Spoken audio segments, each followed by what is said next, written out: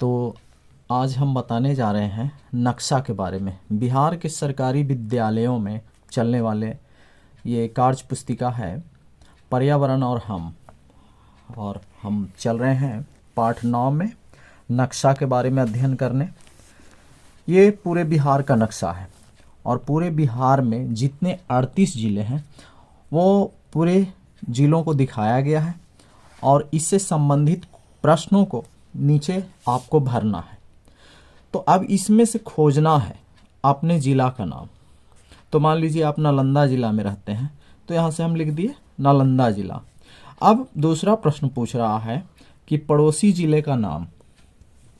तो नालंदा का पड़ोसी ज़िला कौन है?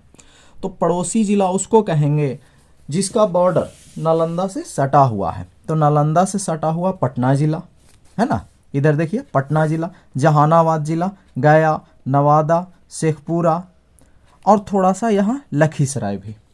तो ये सारे ज़िले नालंदा से कहीं ना कहीं सटे हुए हैं, तो इसलिए ये नालंदा का पड़ोसी ज़िला कहलाएगा।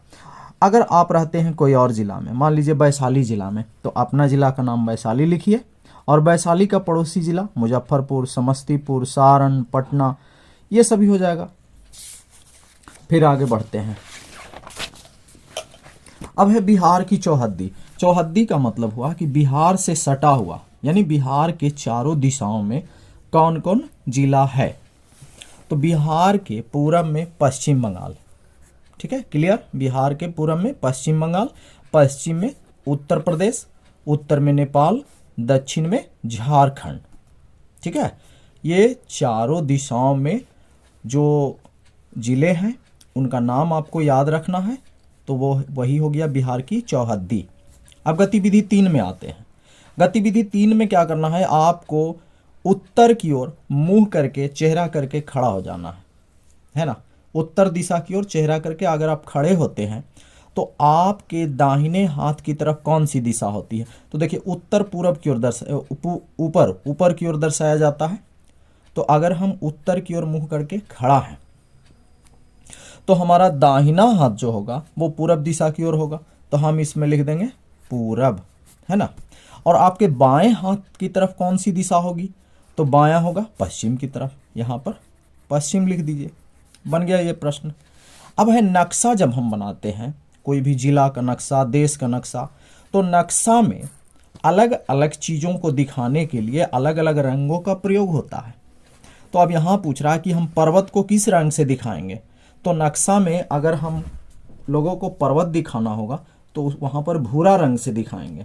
कहाँ कहाँ, जैसे भारत में कहाँ कहाँ पर्वत है तो उसको भूरा रंग से रंगना है।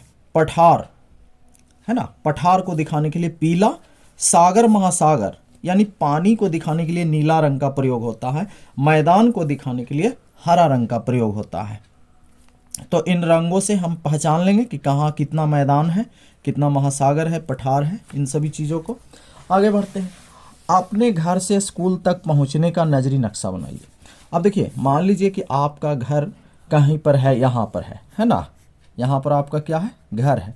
अब घर से निकलते ही कुछ दूर चलते ही, है ना, ऐसे मान लीजिए कि आप पूरब की ओर बढ़ते हैं अपने घर से निकल करके, तो दाहिना तरफ पूरब होता है ना, ऊपर की तरफ उत्तर होता है, उत्तर की ओर बढ़ेंगे, उत्तर से किधर की ओर जाना है, फिर मान लीजिए पश्चिम की ओर जाना है तो इस तरह से पश्चिम की ओर दिखाएंगे। यानी जिधर जिधर हम बढ़ेंगे उधर उधर का दिशा इसमें दिखाते जाना है। और कहीं अगर मंदिर है तो यहाँ पर दर्शा देना है कि यहाँ पर मंदिर है, यहाँ पर कुआं है, तालाब है, इन सभी चीज़ों को दर्शाते जाना है। इसको कहते हैं नजरी नक्शा, है ना। और उस नक्शे को पकड़ करके कोई भी आपके घर से, और आपका विद्यालय अगर यहाँ पर है तो विद्यालय तक पहुँच सकता है ना। यानी पूरा रास्ता दिखाना है आपको कि रास्ता किधर से मुड़ा है, उत्तर की ओर मुड़ा है, दक्षिण की ओर मुड़ा है, पूरब की ओर मुड़ा है, और बीच में क्या क्या मेन चीज़ है, मंदिर, मस्जिद, है ना, कुआं, तालाब, इन सभी चीज़ों को दिखा देना है। फिर आगे बढ़ते हैं।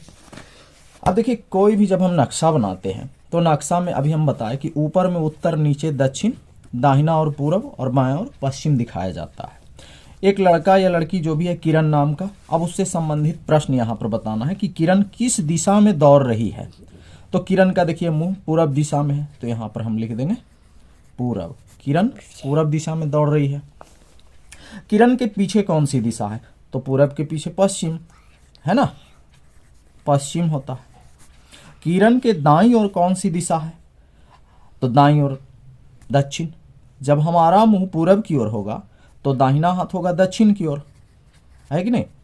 और बाईं ओर उत्तर, बायां हाथ उत्तर की ओर।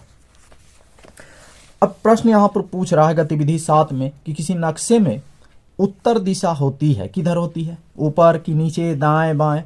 तो देखिए यहां पर अभी हम आपको जस्ट बताएं कि ऊपर में उत्तर दिखाया जाता है तो ऊपर में टिक लगा देंगे।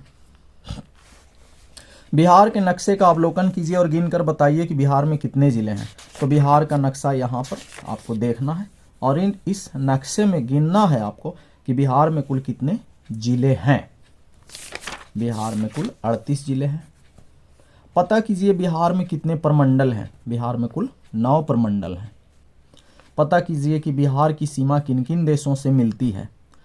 तो बिहार की सीमा केवल एक देश नेपाल से मिलती है ना, बिहार से सटा हुआ नेपाल देश है। और राज्य की बात की जाए तो उत्तर प्रदेश, झारखंड और पश्चिम बंगाल से मिलती है।